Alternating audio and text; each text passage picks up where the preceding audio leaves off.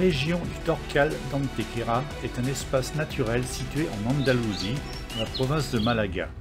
Il est célèbre pour les formes que l'érosion a données à ces roches calcaires. Il s'étend sur 20 km² et constitue un bel exemple de paysage en Europe où prédominent des roches sédimentaires sensibles à la dissolution calcaire en premier lieu.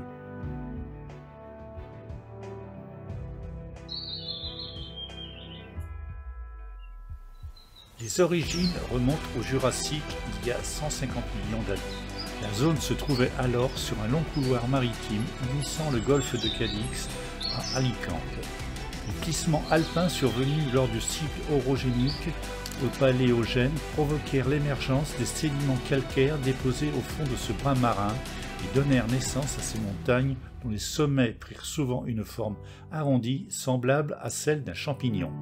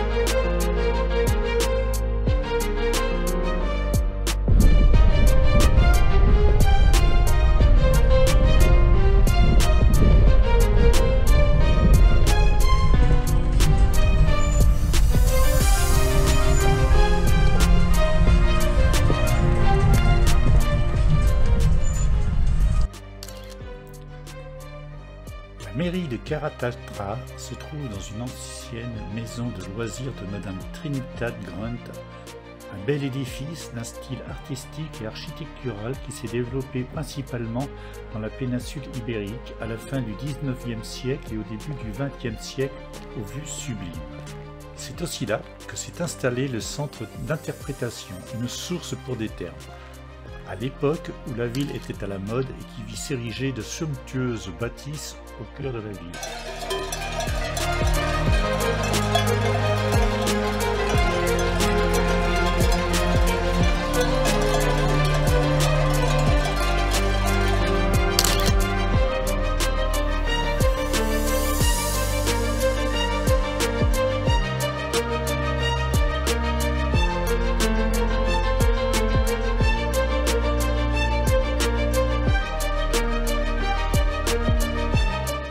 Ronda est l'une des plus anciennes villes d'Espagne et a beaucoup d'histoires à raconter. Cette ville a traversé de nombreuses périodes différentes, ce qui la rend riche en culture. Tout cela est dû au fait que Ronda est située dans une zone privilégiée qui a permis un accès facile à toutes les influences culturelles qui l'ont traversée. L'idée de la construction d'un pont à cet endroit revient au roi Philippe V. En 1735, il ordonne la construction d'un ouvrage avec une arche de 35 mètres de diamètre. Les travaux qui devaient être achevés en 8 mois n'ont pas vu leur terme, le pont s'étant effondré en cours de construction. La construction de l'actuel pont a débuté en 1751 pour s'achever 42 ans plus tard.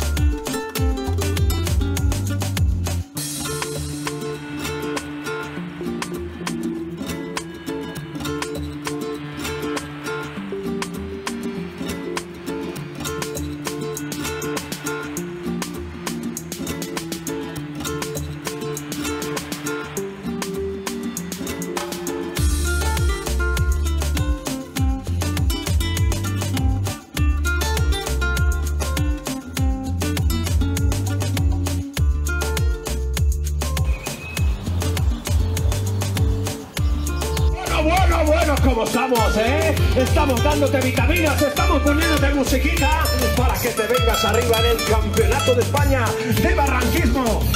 Quiero decirte una cosa, esto sería imposible si no fuera bestia. Sin ellos, esto sería imposible. Esto es Ronda. Este es el Campeonato de España de Barranquismo. ¡Dame vitamina, Carlos!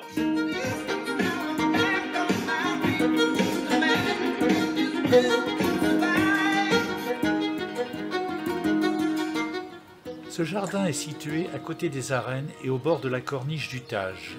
Il est composé de 5 avenues de jardins qui mènent à une promenade avec des balcons d'où l'on peut contempler la vallée. Parmi sa richesse botanique se distinguent les arbres de plus de 200 ans, catalogués dans le guide des arbres remarquables de la province de Malaga.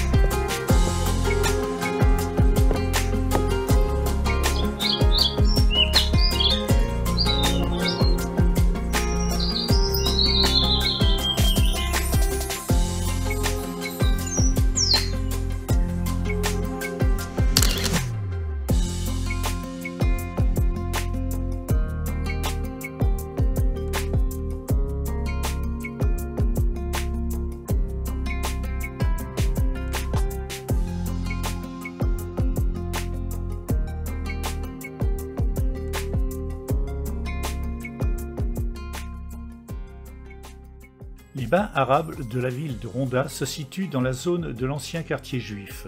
Ils ont été construits entre le XIIIe et le XVe siècle pour finalement être abandonnés et ensevelis pendant des siècles à cause des crues constantes de la rivière Guadaleving.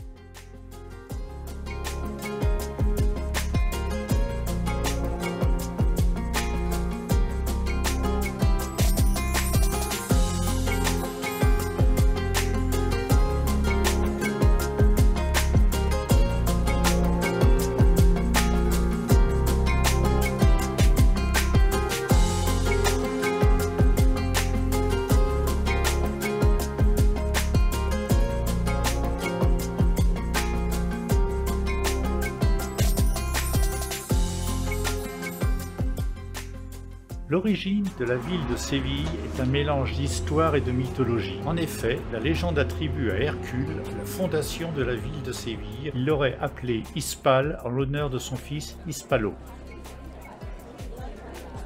La Plaza d'Espagne fut construite à l'occasion de l'exposition ibéro-américaine organisée à Séville en 1929.